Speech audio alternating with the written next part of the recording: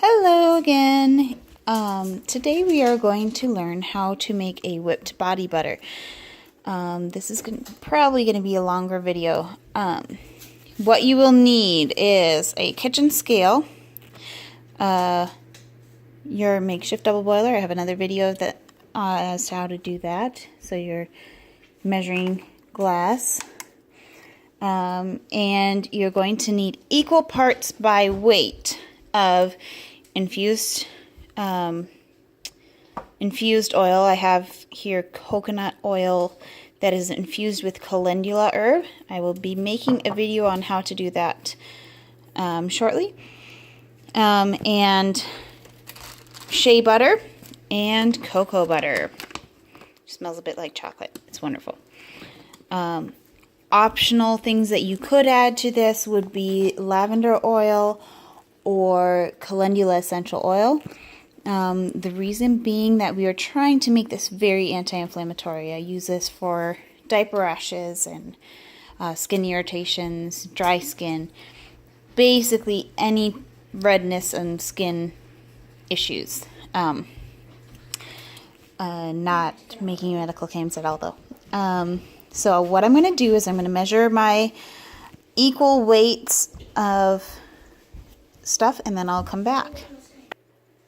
Alright guys, so I have measured out my equal by weight ingredients.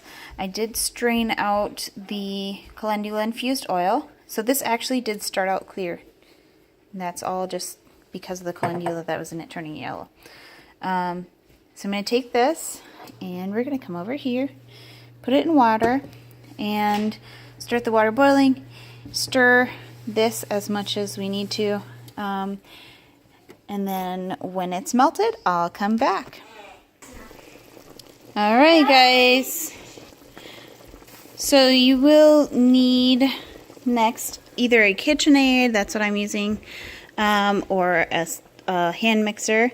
I've got this all melted, and I'm going to put it in the bowl that I'm going to be mixing it in. So I'm going to put it in my KitchenAid bowl. Yes, I'd like to use knives to stir these things because then I have less waste because it does stick to the knife, and I'm not about to stick that hot knife on my skin.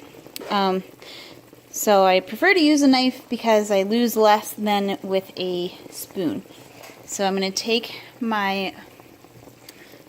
Let me turn that off. I'm going to take my product here and let's see if I can do this with one hand. Dry it off so it's not going to drip any water, and we don't necessarily need water in there. We don't want water in there. It's just going to separate and make little bubbles of water. I'm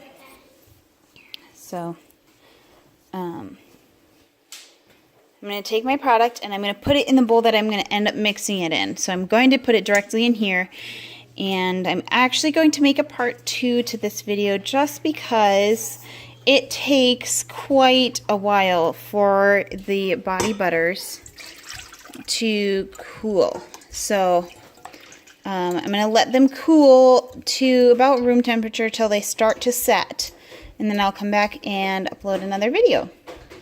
So there we've got part 1.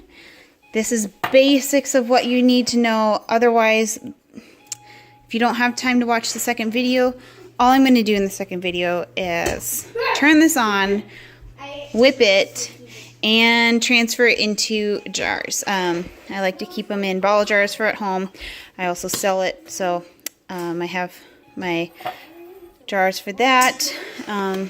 And this was a sample jar that someone gave me of another body butter product. So I am going to use that since I used it all up. So that concludes this video, and I'll see you in part 2.